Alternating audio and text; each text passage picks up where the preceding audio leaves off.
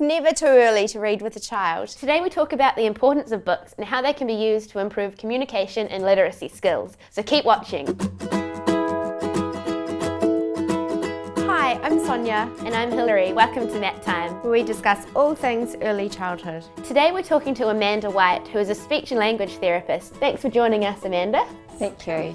Would you like to tell us a bit about the work you do and yourself and what you'll be talking about today?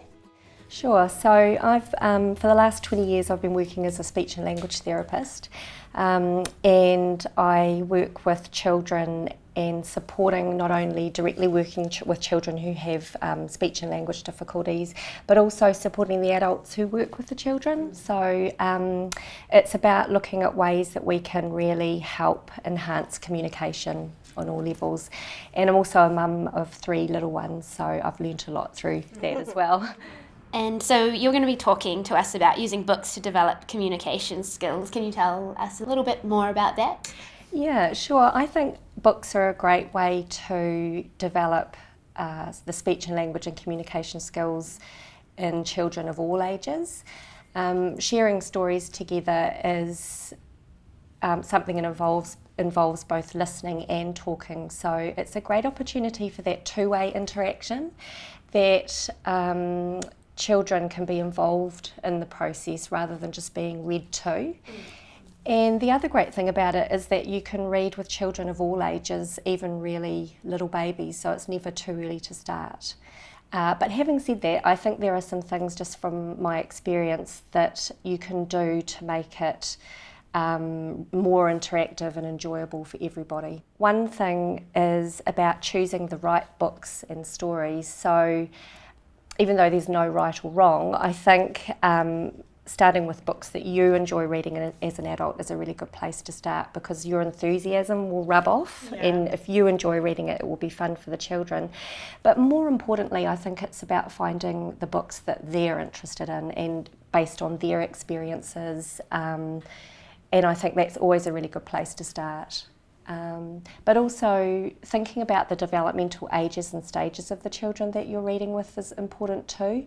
For example, if you work with babies, they might prefer books that have big bright pictures to start with not too many words. So I think that just reflects the developmental age and stage that they're at. But on the other hand, if you work more with 3 and 4-year-olds, they might prefer books like Harry McCleary that have a lot of rhyme, because that's the stage that they're at, where they're starting to hear the rhymes in the language. So it's about that. And it doesn't just have to be books as well. I think anything that you can talk about that builds on children's experiences, like photos and photo books. And that's where Storypark is great, because you've got all those personalised photos and photo stories that draw out the experiences of children. So things like that are a great place to start. And I guess for parents that are illiterate or struggle with reading themselves, photo albums or photo books are a great place for them to involve their children in. Yeah, that's right, because it's not just the child's experience, it's kind of working with the whole family, and it might be something that they've done together that they can talk about, and everyone has that shared understanding. Yeah, so I think choosing the right books is one good thing. Also, it's about following the children's cues too. I think it's really tempting to just read the book from cover to cover, word for word, but actually a lot of children I've worked with are either too little or they're still developing their communication skills, so they don't have the concentration to sit for a whole book. And that can be really frustrating for parents and for teachers, and for children too. So I think it's okay to just abandon the idea of reading the book cover to cover and maybe just choose one page and go with the flow of what the children's interests are, and one page might be enough, and then building it up from there. And another thing that I think is helpful is just remembering as adults to give lots of wait time and to pause a lot, because I think that can invite children to take turns and share what they're thinking, or even point to a page. If we just rush on and read it without pausing, I think sometimes it becomes a one-way thing rather than an interactive thing. What about letting the children choose the books? Is that a big part of it? Absolutely, that's really important, because I think that's following the child's lead and going with what they're interested in and what they're motivated by. I think if we do all the choosing of books, it can become quite one-sided and adult-led, but it's important to go with what the children are interested in. What kind of language helps children learn? Yeah, that's really important too. I think books are a great opportunity to help children learn language. So a good way to do that is to think about the language we use that helps children learn. So, for example, not feeling that you have to read books word for word and stick to the text.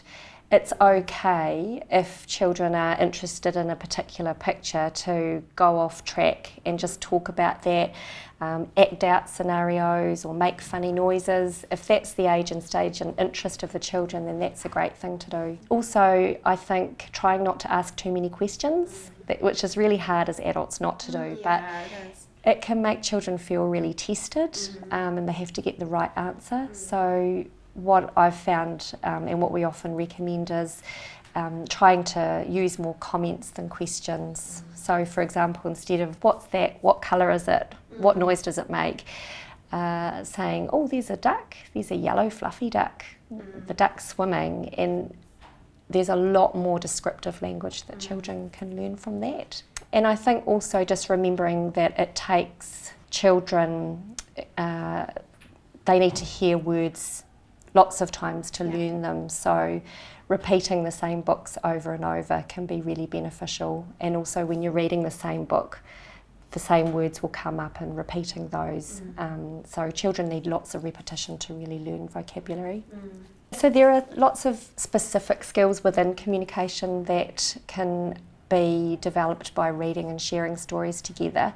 So, for example, children learn to listen by reading together.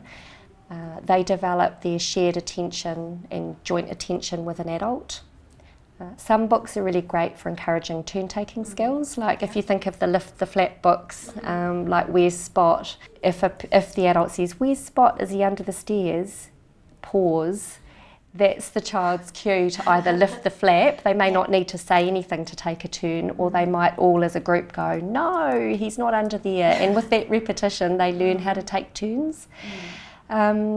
Obviously, books are great for developing vocabulary, so children learn new words, they learn the meaning of words, and they also learn how and when to use words.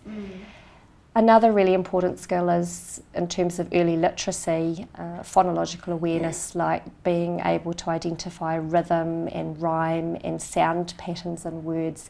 That's something that books are great for, and it's so important for developing early reading and spelling skills. And also a really important one is that sense of emotional closeness and bonding and aroha that you have when you snuggle up with a great story with an adult who cares about you and you care about them. I think we can't underestimate that as well. I'm just wondering, what advice could teachers give to families or parents or anyone from the family really who are trying to do more reading at home? What kind of advice could they give? I think it's really important that families know it's never too early to start. You can read even with really little babies. I've even heard of some people reading to their bumps. And just get into that habit, even if it's just once a day, a bedtime story, and for them to know that it's okay to read a book in their own language. So it might be a book written in English, but you can just talk about the pictures in your own language and just go off track, and that's absolutely fine. You don't have to have the right books or the most expensive books. They can be photos or pictures, and just to know that it's a really good habit to get into, and it's not just an enjoyable thing for adults and children, but it's really good for them as well. For our audience, what is a takeaway piece of advice around communication and reading with children? It's just important to know that it's never too early to start talking and reading together with your children and babies, and have fun and enjoy it and make it part of your everyday routine. It's the most important thing. Well, thank you for joining us today. It was a great Mat Time chat. Thanks for watching Mat Time. If you want to see Amanda's Facebook page, there's a link in the description below, and leave us a comment if you want to get in touch. Thanks, bye.